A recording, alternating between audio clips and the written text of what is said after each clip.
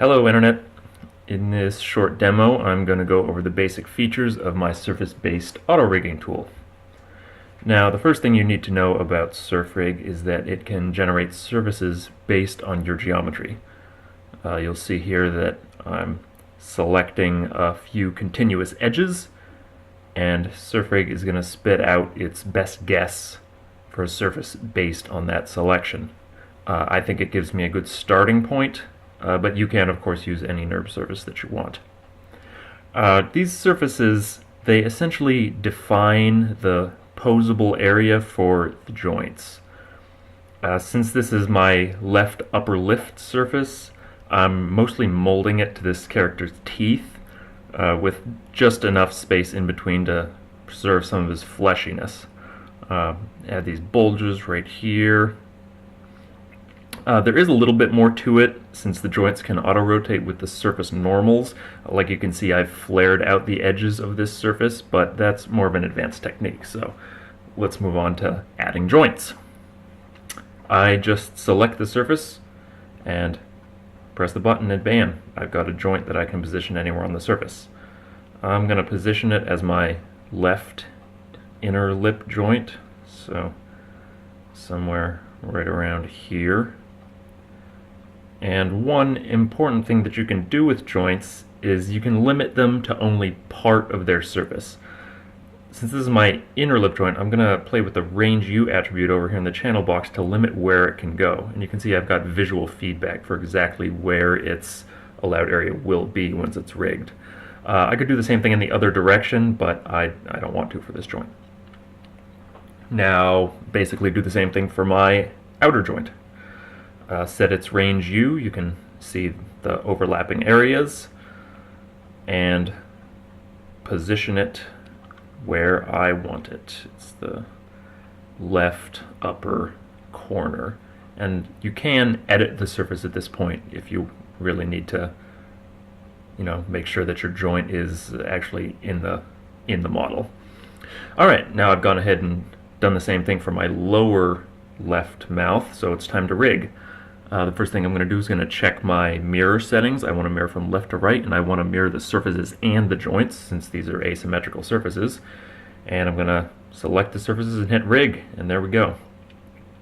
You can see that I've got these controls that are not quite the ideal size or anything, so I'm just going to select them and use these sliders underneath the rig button to make them smaller, not quite that small, just to finesse their position and their appearance. This does not affect how it animates, just how they appear. And now you can see we have our sliding joints. They stay inside their allowed area. They have nice one-to-one movement without any additional setup, and just so you can actually see the ease and the quality of animation, I'm going to go ahead and skin this guy up real quick and then come right back. Okay, now we can actually see how this comes together. I can grab the controls and move them pretty carelessly without worrying about things sliding off model. I can rotate them too, but at the end of the day, these are minor controls. One control to one joint. So let's make some major controls. I'm going to select my lower mid controls and hit create parent. You can see it makes a parent control that behaves like you would expect. I'm going to do the same thing for my upper inner lip and my upper and lower corners, one at a time. Okay, and you can see when I move this upper lip control, it doesn't look very good, but I can change how much a parent affects each of its children. I'm just going to go in the attribute editor, find a weight attributes, and pump those down to 0.2 and 0.4 and move that around, and there we go. That's a lot better. A little bit of fall off on the bottom corner and a bit more on the inner lip, and now we have a pretty good functional major control for doing things like smiling and all that good stuff. Alright, same thing for the lower control.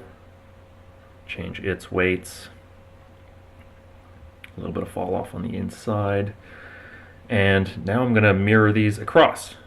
Just going to select both controls and hit mirror parents, and there they are on the other side with the proper weights and all of that good stuff.